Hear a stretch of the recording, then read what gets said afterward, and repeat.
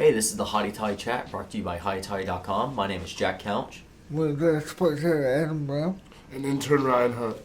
Today we're going to look at just going into the baseball series with number one LSU. But before we do that, let's go back to the Grove Bowl this past weekend. I mean, it was a high-scoring game of 53-52, won by the red team. But you saw three quarterbacks who we knew that were going to play. But I was really surprised with how, Walker looked like a starter. Oh, completely agreed. And all three of them very much look like starters.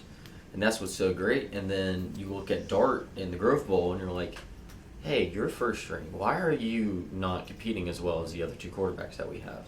And I think that's more of, I felt like he just didn't put up a performance like Spencer or Walker did. And that's just because I feel like he's been a dominant role in practice, and he's having that trouble transitioning into an actual gameplay field. We saw that a little bit last year, but especially this year in the Grove, I was like, this is not something that you see of a starter a lot. And you look at Spencer, who's throwing dimes down the field, being able to move, being very mobile in the pocket. And then you look at a completely different quarterback than everybody else that we've had in the past couple of years, and we have Walker Howard come out. And he was able to throw dimes on the field. He's able to be mobile, more mobile than I thought he was going to be able to be. I mean, we know that Walker's here as a backup, and he'll more than likely be backup next year. So you're looking at this as a two quarterback system, to where you have Spencer versus Dart. Completely agree. And Dart threw for 302 yards on Saturday in the Grove Bowl, to where Spencer threw for 250, 265, but Spencer has gotten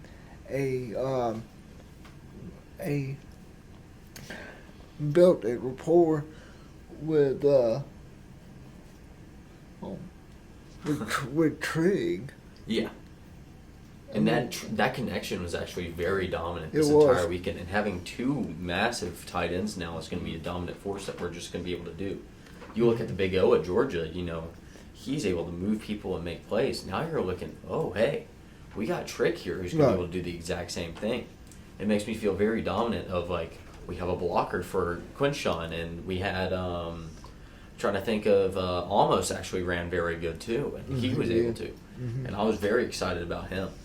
But I'm very excited about how, I'm going to say very excited a lot, but I'm excited about how the quarterbacks are lining up. And again, Dart, I just felt like underperformed from what I've been hearing he's done at practice versus what he did in the actual game.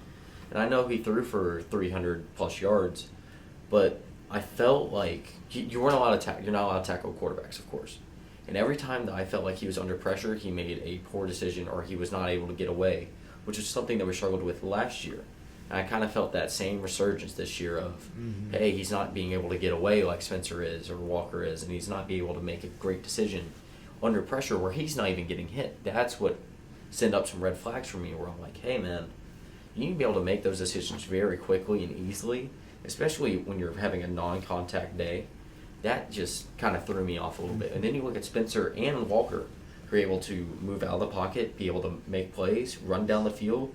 And again, Walker looked way more mobile than I thought he was going to be. I knew Spencer was very mobile, and he was, and he scored 2 touchdowns, I believe, 2 running touchdowns. But he looked really good under pressure, and that's what I was excited about. And I think this might be a Spencer kind of show this upcoming year, and then we're going to have Dart come in on different kind of plays where we can have like a John Rice Plumlee and Matt Corral kind of deal. And I don't think that Dart's the starter right now, but that all depends on what's coming up. I just didn't see anything super definitive that he improved exponentially as much from last year. I think we can all agree that last year he was not the starting quarterback that we really wanted. And I didn't see that much of an improvement in the Grove Bowl to be like, hey, he made this improvement, this improvement, this improvement. That's why he should be starter next year. Even though he's been in the system for longer, I don't see that upscale for him, And I think when I was watching it, I think Sanders, his experience was his experience is very shown. I mean, you watched him just like you said, the pocket would collapse. Okay, he'd make a smart IQ play. Now he wasn't throwing touchdowns, scrambling out of the pocket, and something Patrick Mahomes might do.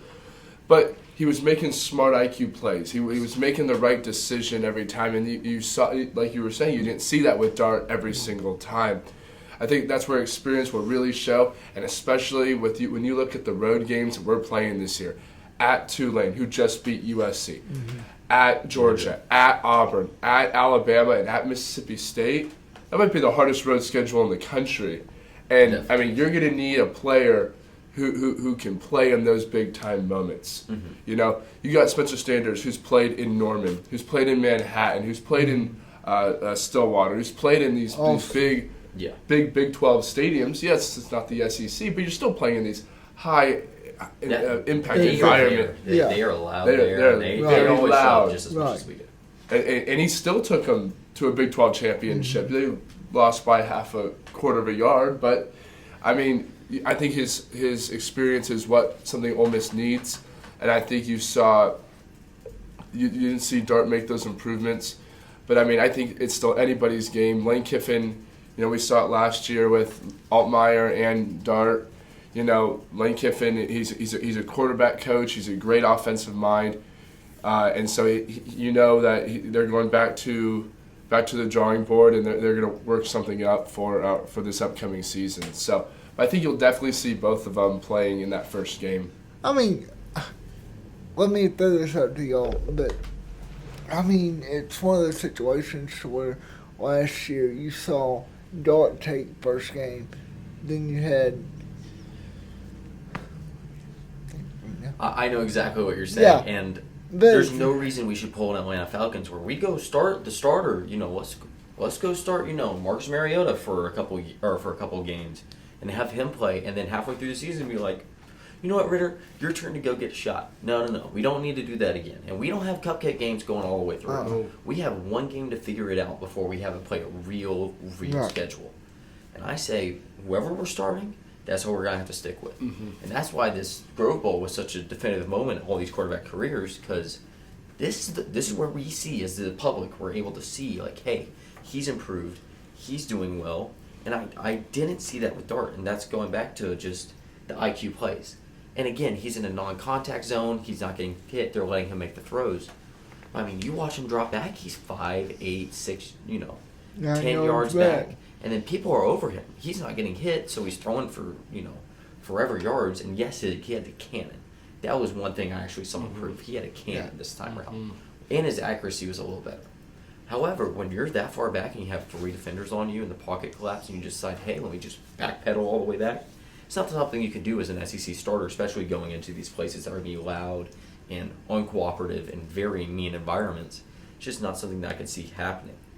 Now, with how we're going about, I really do believe that Spencer's going to be our starter and that Dart's going to be able to come in and get reps for sure. I just don't see him taking the powerful, hey, this is my team, this is the stance, this is where I am. I don't see him taking that role. And you kind of saw that versus the red versus blue this time around. Okay, let's expand on that just for a second. Yeah. If we do feel like Spencer is our quarterback next year, what's that do for Dart? Because he has more years left over to where you have Walker. Yeah, right behind him. And barely right behind, and that kid looks like a stud. Yeah. And that's just something that's, that's the Lane Kiffin decision. That's when he gets paid the big money of, hey, hey, Dart, this is going to be our guy. We feel like you're not the guy that's moving forward with this team. I want to let you know way beforehand. And that's why this game was also so important, because we could figure it out beforehand. And then you could be like, hey, Dart, if you need to transfer out or if you need something, you're not going to be our guy, which I don't know if that's how it's working or how that's going, or even if Dart's not going to be the starter ultimately. We just don't know. But just seeing from this game, I mean, it was a 1-point game in the end. Right. And you're like, okay. But I feel way better about, our situation than teams like Florida, who scored 7-7 in their spring game, which made me feel really good that we put up 105 points. But to put up 105 points, do you think it was more of what Kiffin was like? He wishes that the offense didn't show as much as they did, or is it because the defense is playing too much of a base defense? I bet you it's a little bit both. So here's the thing: Lane Kiffin, he's gonna he is a arsenal and an offensive mind by far and foremost. That's who he is. I'm sure he went out there and he's like, let me show him a quarter of what I got. I've been cooking this up for the entire offseason. My quarterback's been with me, learning and competing. 3 of the best quarterbacks in the nation right now are on the same team. Mm-hmm. They're all competing against each other. I'm sure that he's in their minds being like, you need to know this 150 plays. And we're going to be able to call them at any point. And you know what he did? He probably went, these 50 plays, these are the ones that we're going to call. But here's the test for all 150. And it's like looking at a Quizlet for a test. You go, hey man, you have 150 questions that you need to know. There's only going to be 50 on the test. But when you're in the field and you have to do everything, you need to know all 150. And that's kind of the thing I saw with Kiffin is, yeah, he's showing off a little bit, and we got some players, and we're moving everything around. He only showed you a fraction of what he's got underneath the hood. Now, the thing with the defense, I felt like I love that we're playing 4 down. There's nothing in my mind that makes me happier right now than playing 4 down. We're going to actually apply pressure to a quarterback. Thank the Lord.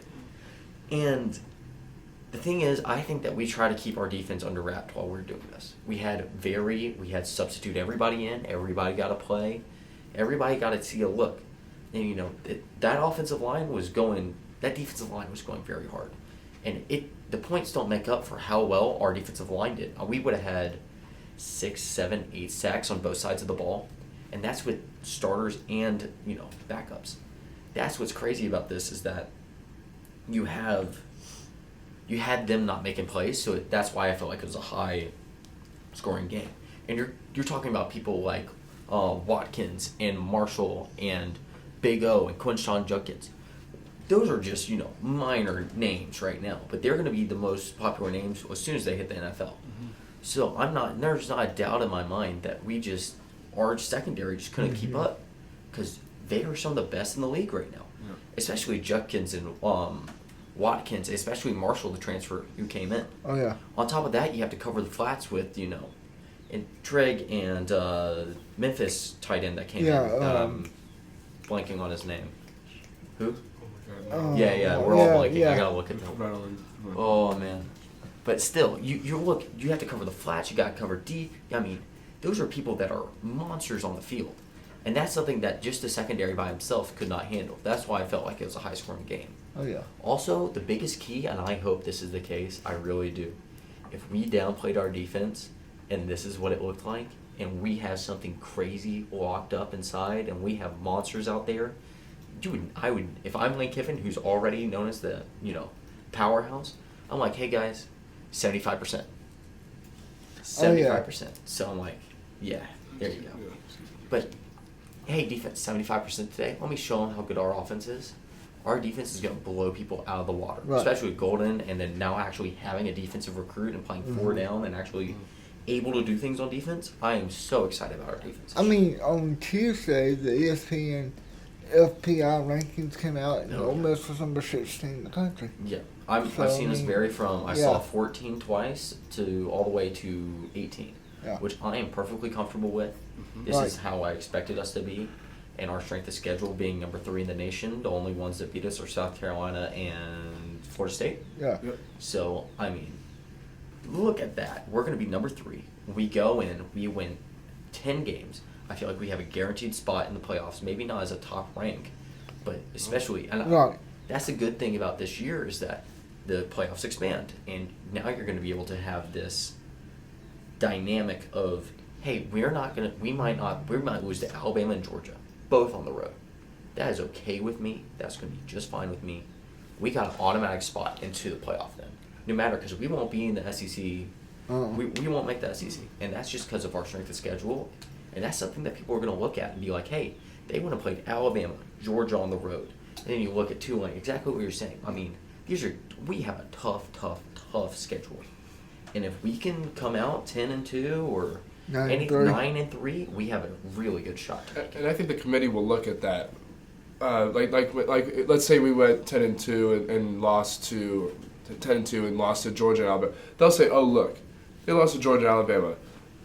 Now, if we lose 56-3 both those games, okay, then we got to kind of maybe look at it. But, let's say we lose by 10 to both of them. 14 points, 2 touchdowns. They'll look at that. they'll say, oh, look, they beat Tulane at the road, which at the time they were very highly ranked. We don't know what they're going to do this season, but they beat at Auburn, and they beat a team at Mississippi State. And a close game at home versus LSU. Yeah. And you still got to play A&M and LSU at home. So Auburn may not be a gift. Because and Auburn plays us good every year. And Auburn plays Jordan us Hare good in October is going to be louder than loud. Well, here's going to have this day circled coming up when we play them, because it's going to be lock the gate, let's go pick a fight. It's going to be a fight. This is a rivalry in the making. We cannot beat Auburn these past couple of years. Yep. And that's something that's killing me because I dislike Auburn with a passion. However, this is a rivalry match. This is what it is. It goes new dog versus old dog. Somebody that came in, put Ole Miss on the map for a while. Right. And then we all know what happened to Hugh. Yeah. And now he's somewhere else. And now we get to see, hey, we have our guy, Lane Kiffin, versus the enemy that downed our program for 6 years. Right. This is a rivalry in the making, and I'm excited. We're going to see fireworks. I mean, that's all this is coming up. You wanted State? Yeah, we're going to get State. You want LSU? We're going to get LSU. But we're really excited for is Auburn, because that's where we get to go and take our stance. Go, you might have been good, but we're better right now. Right. And that's what's going to be awesome about it. And not to mention, the last time Hugh Freeze played Ole Miss was when he was at Liberty, and Matt Corral embarrassed him the entire game. So he's also coming with a chip on his shoulder, because that was kind of a trap game. They thought, they could play with us, and Matt Corral basically shut them up in the first half. But so he's coming in with even more ready to go. So other than probably maybe even Alabama, that game is going to be the one game he wants to win more than anything else. Yeah. Yeah, so and I hope it'll be Georgia on the road. That would be awesome. I would be so happy with that. If we didn't make playoffs, but Georgia on the road, I'd be like, this is a good season. Yeah. But you look at all the games going on, especially Kirby versus Lane. That's colleagues together versus, and you look at A&M on the comeback, and you're looking at Auburn, and you're looking at LSU, where they barely beat us down. And I mean, we got rivalry games out the wazoo. These are all personal games, especially for me. And then Arkansas is becoming a rivalry between us. Oh, God, because we can't ever do well up there. But we can't. And they can't do well down here either. No. And that's just something that we have to look forward to. And it's just, and we play them early in the season this year. Early in the season. Yeah. Which is going to make our life way better. They're going to be the Kentucky this next season. Yeah. They're going to be, they're always lower ranked than they should be. That's in my opinion every time. But they're going to be probably 25th, 24th coming into us if they drop one game probably.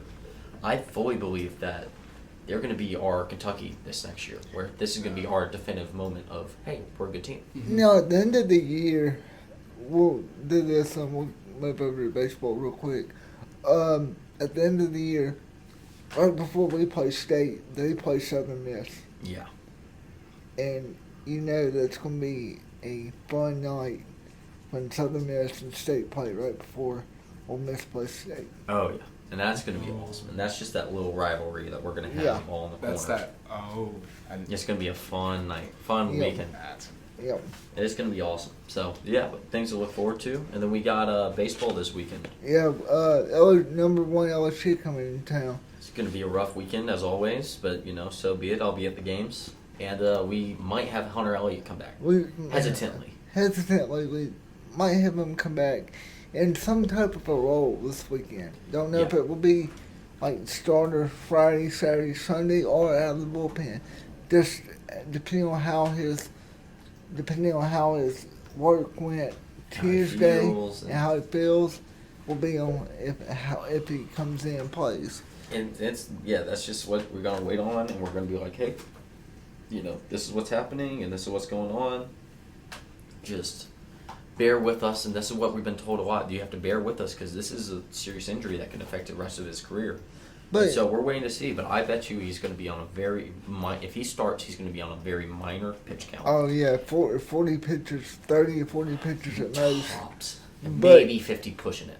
In that situation, do you move Doherty to the bullpen this weekend just to have him behind Hunter?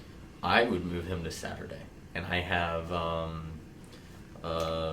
for Sunday pitcher this last week, looking right at him. Quinn, yeah, to have Quinn back up. Thing is, we have Hunter start Friday night. No matter how many he pitches, that is a morale boost, I feel. And that's something that's worth him just being like, this is our guy. We have to ease him back into this, yes. But even if he has 40 pitches, I want him to have the first inning against the number 1 team in the nation. And that's going to tell you how the series is going to go. Because if everybody shows up and Hunter's there and he's on it, and he pitches 30 pitches and strikes 10 people out, guess what? That is the best morale boost that we would ever get for our team. And that's something we need right now.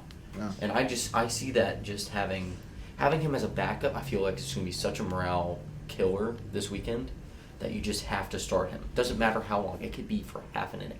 I don't care. We just need him to play decent for an inning. And I hope it's the first inning versus LSU. And even if you play Dartery right after, that's fine.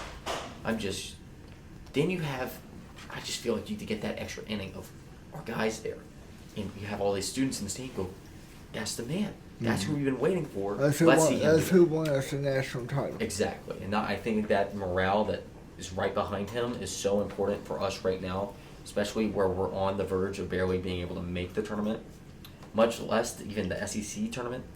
I think it's important for us to have some kind of boost to our morale. I think it's just been a tough year. I mean, I don't know what I mean. Bianco's doing everything he can to tell them, to keep moving forward and, keep your heads up. But I mean, it's just been a tough year. It was a tough series at state. I mean, we looked better than in games past. But I mean, at the end of the day, it's just been a tough season. But I mean, you put one foot in front of the other, 1 foot in front of the other. Hunter Elliott's coming back. Doesn't matter how long he is. I agree with you. It's a great morale boost, and you never. It's sports. You never know what can happen when you get especially a little. Baseball. Yeah. Especially baseball. When you get a little morale boost, you saw it last year. It was a different team, but you never know what can happen. When we could win out and go to the SEC tournament, and who knows? And that's why I think it's so important for him to walk out and be like, "Hey, I'm starting." Yeah. Just to let y'all know, I'm going to be there. You know how many fans would show up? We've had 12 people in the outfield for the past 2 home games. Yeah. And I'm one of, me and my 4 friends are part of the 12. Right. I'm sitting in my spot. I can't see y'all. And you could pick me out of 12 people in the entire outfield. Yeah. If he goes, hey, I'm starting Friday, we'd have a massive, just overwhelming amount of morale come into that stadium. I think that's what we need right now. That's why I would prefer to him to start.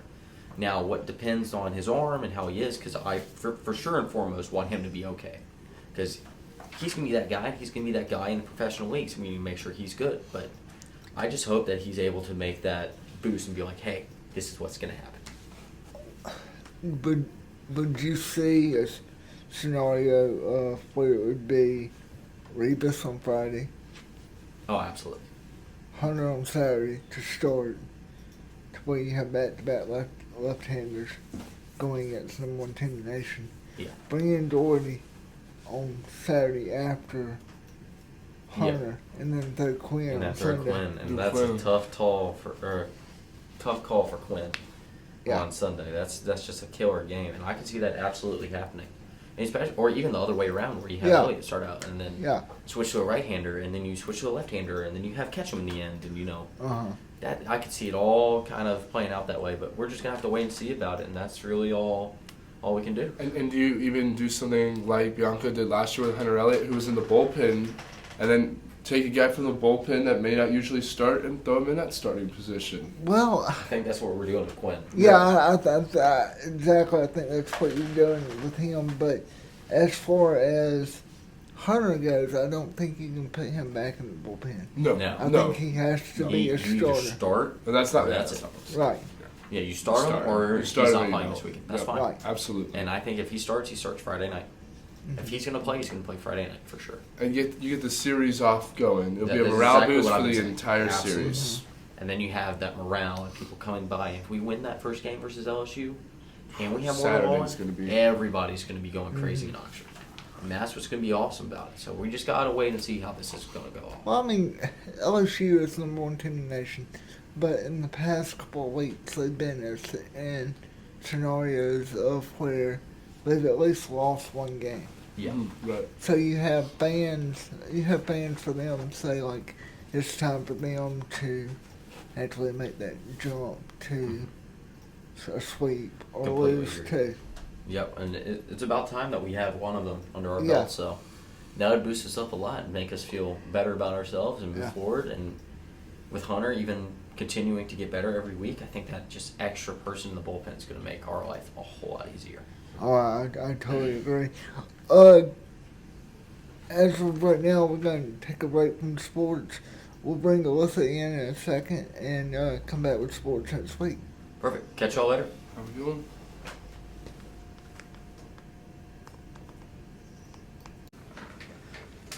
Welcome back in to Hotty Toddy chat with Alyssa, our news editor. Hey, well, we started off this week with hearing a familiar name to some people who have lived here for a while. Biothan Autry was in the headlines again this week, and people might remember we first read about Biothan when he in 2009 he held his brother and father at gunpoint. He did wind up shooting and killing his brother. His father was able to hide out in the attic and call law enforcement. There was a cleaning lady there as well, but she was able to get out. And then subsequently, the father and some of their family members spoke to media about how Biothan had been suffering from mental illness for quite some time, and it did open up a lot of conversations about mental health and the kind of the lack of programs and such that are available in Mississippi. He was sentenced because of some of these mitigating circumstances to 15 years in prison. However, he got out after 9, and he's been out for about a year and a half, but has returned to the home that his family lives in or owned at the time in Grand Oaks. He was recently arrested last week for possession of paraphernalia by the university police department. And then the next day, some neighbors called the police because apparently he was allegedly acting kind of manic and frantic and yelling and knocking on people's doors. And I guess it scared some people, and they called police. Well, because of his arrest the day before, there was a warrant from MDOC violating him on his probation. So he was taken into custody and is awaiting a violation of probation hearing, but it is, again, bringing up some of those same issues with mental health, because here's a guy who obviously has some serious issues, and according to witness and professional testimony, and yet, how does law enforcement handle that? Neighbors, how do you keep them feeling safe, getting this guy help, or even if he accepts the help? So it's kind of bringing some of that all back up to some discussions So again. with him being arrested on campus, was he a student, or No. did they know why he was on campus? No, but they did confirm to me today that they have also filed a trespassing order against him so that he cannot come onto campus, but they did not give any other information as to why. I don't think a possession of paraphernalia charge would result necessarily in a trespassing order. So obviously there's been maybe some other complaints going on there. So tough situation for his family for sure. And then later on in the week, our Good Day Farm people got brought back up in the headlines. The Board of Supervisors have been dealing with them in regards to the smell of cannabis drifting from their facility in the industrial park, drifting off to like North Point, Oxmoor, and which is a good distance between that. It is, but it's still getting over there. Yeah. And, Joel Hollowell, who is the building official for the county, reported that he had hoped that Good Day would be providing some good data and maybe some solutions, but he said that he didn't think that was happening and has not happened. And so the Board of Supervisors basically said, okay, we've tried working with them since November. We're going to put our foot down a little bit, and we're going to hire our own odor specialist. Apparently this is a job. They're experts in odor and how where it comes from, how to get rid of it, where its strengths and whatever. So they're going to hire an odor expert to do their own data. And if they say if the complaints are not decreased by May 15th, they're going to file a court injunction against Good Day, which I don't know if I explained, is a medical marijuana cultivation facility that does sell product to a lot of dispensaries around. It was one of the first ones, actually, that had product ready to go. And I remember when we went into Hybrid, the day they opened, Hybrid Relief, it was the only one they had on the shelves the shelves, but able to sell. In the vault. But that has changed since. There are more farms around, and so there is other options for dispensaries. But, they do employ, I was like 150 people, so we're hoping that things get worked out and continue to be a positive thing in our community as far as jobs and if there is something filed against them, how long would they have to shut down for? That will be up to the judge. The judge, if they file an injunction to cease and desist or to stop production, it'll be up to the judge to do that. And a lot of times, unless it is literally a safety issue, a lot of times the judge is going to try to reach some sort of mutual agreement and get the people to mitigation, sit them at the table, try and work things out. So hopefully that's what will happen before they actually comes back with any sort of order to halt. And also, if you halt the production, you don't get data as to the smell. So it would also halt that as well. So hopefully they'll come to some sort of other agreement, and Good Day will do whatever it takes to have to get rid of this smell. It has other facilities, I think, in other states. I just think that maybe this one was a little too close to residential areas. But they put a lot of money into that building, so I'm sure it's not a simple thing to just up and move somewhere else. But that was going to be my next question. I know that they put a lot of money into the old SWM building to house all this, but if they had to move out, that might cost them more in the long run than it would be beneficial. Yeah, so people I know who I've talked to, I did not speak to anybody at Good Day, but people I know who have seem to feel like they are going to be coming up with a solution to their odor problem. Alrighty, and so of course this weekend it's going to be a busy weekend with the Morgan Wallen concerts, 2 concerts, Saturday and Sunday. Mm-hmm. If you have to go grocery shopping, I would do that like Today. now. Yeah. Right now. Yeah. Don't wait till even tonight because we got some bad weather coming. But it's going to be a busy weekend. Stay off the roads. Keep a watch on OPDs, social media, ours, just for traffic updates and things.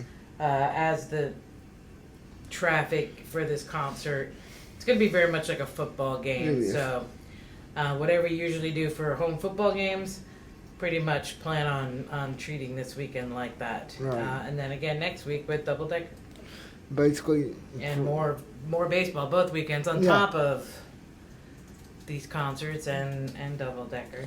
I mean, and two, you'll have tournaments. You'll have baseball at Swayze. You'll have baseball games out at M-Trade Park. So either way it goes, it's going to be busy as all get out in the next couple of weeks. Yeah, and then so tonight, Thursday night, there is a chance, a very slight chance of some severe thunderstorms, but late, somewhere after 1 a.m. And but that chance for severe weather could increase for Friday, and the biggest chance for that's going to be Friday afternoon. Time for baseball. Yeah, but even still, right now it's going to be windy. That's kind of the biggest threat right now. Wind gusts could be as high as 30 miles per hour.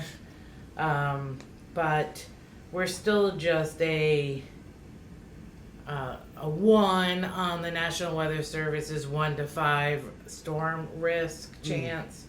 So unless that changes sometime Thursday night or early Friday morning, it shouldn't be awful. But it's always good this time of year with these cool fronts, because this is a cool front. It's taking things back down temperature wise. Like for Sunday, it's expected to be sunny, but it's going to be a high just near 61, and the low will be down to 42. So we're still getting those cold fronts down. So keep an eye on the weather just in case a bad storm pops up. And that's about it for this week. Okay. Thank y'all for tuning in this week, and we'll catch y'all next week. Have a safe weekend, and if you're coming to the game, just be prepared for traffic and everything else. Bye.